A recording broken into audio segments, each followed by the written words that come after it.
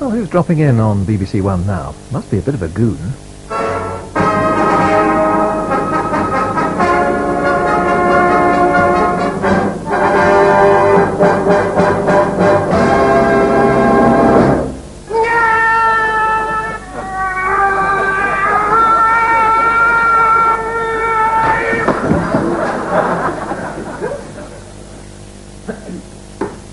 That wasn't me. You see, what we do is drop a dummy dressed like me. And then when it lands, we pause the cameras, remove it, I lie down in its place, and when I stand up, it looks like it was me all along. Oh, I know what you're saying. You're saying, yeah, we know. Well, I know you know. Such knowledge sets you apart from small children and fools. But supposing I pretended that I thought you didn't know, or better yet, couldn't care less whether you knew or not, just did it anyway, for 35 years.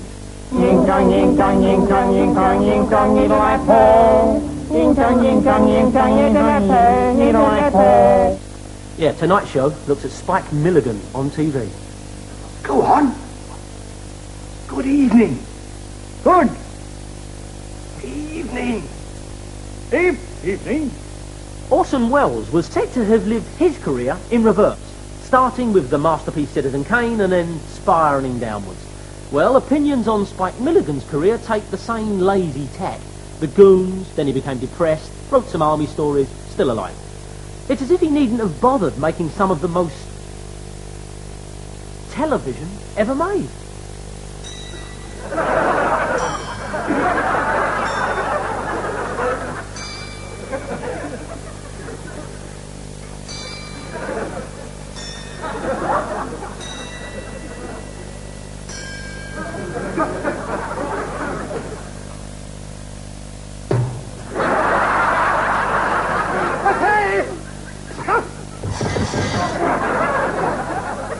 Despite the wild successes of Milligan disciples, Python, Young Ones, Reeves and Mortimer, it is Spike's comedy that remains the true nonsense, sublime, maverick.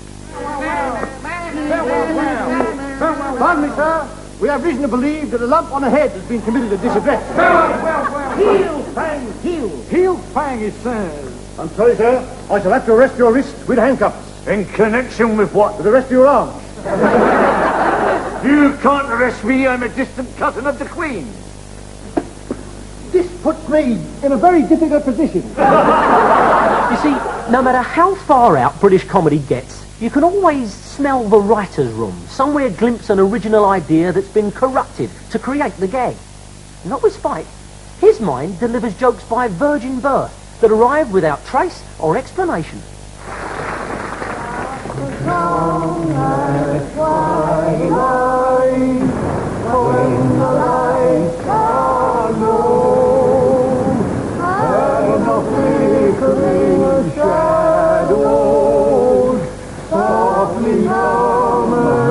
I mean, how does a sketch get from this? Seen this notice before, sir? No! I just got here. You've not read the notice, sir? No! To this?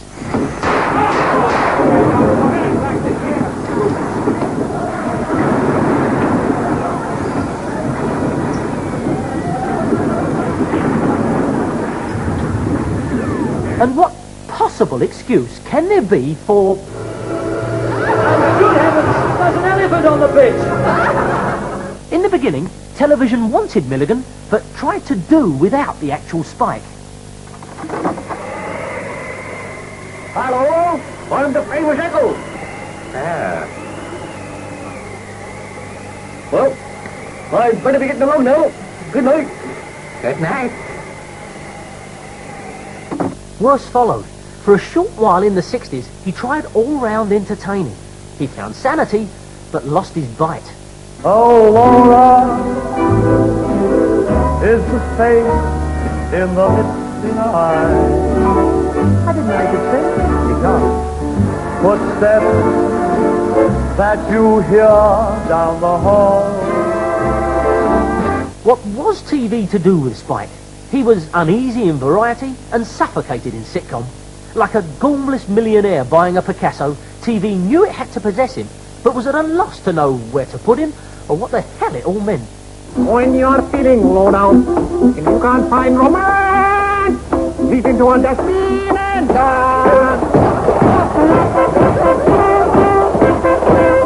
Oh, strong in life, oh, 1, 2, 3, there's you and me, and you know it's in a pop. It's a crazy one.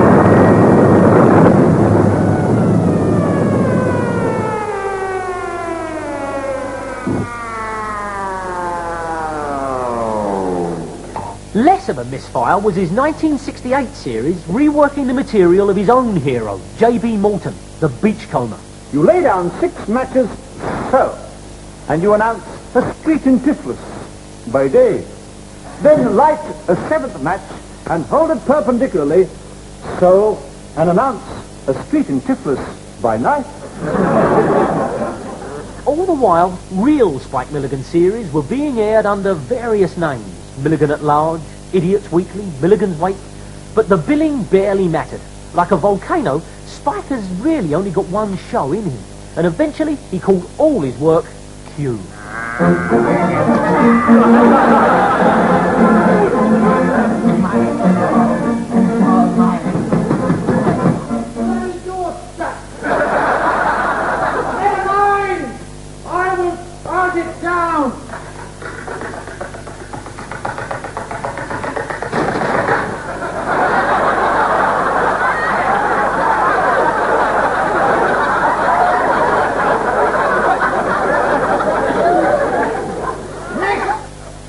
What are we going to do now?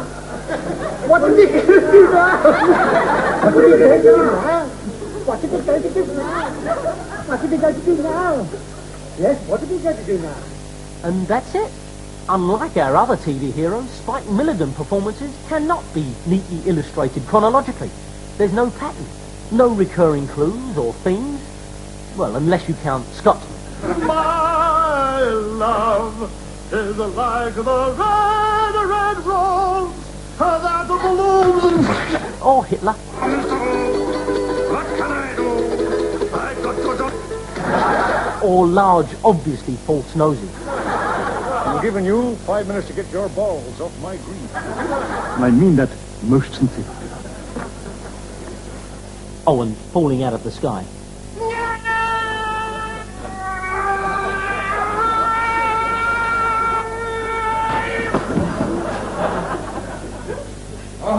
Thank you, Spike. Did anyone ever tell you you're a genius? Every 10 minutes, right? I know. You're the sad clown who's a genius, but nobody knows the real you. End of story. Well, possibly, but it just might be that the theorists are too busy laughing to notice that one person who seems to enjoy the show most of all. Tonight, a tribute to the late Sir Edward Elgar, whose favourite instrument was the B-flat garden hose, for which he wrote many great pieces, including Underneath the Armpits, Three My Names Away. Right.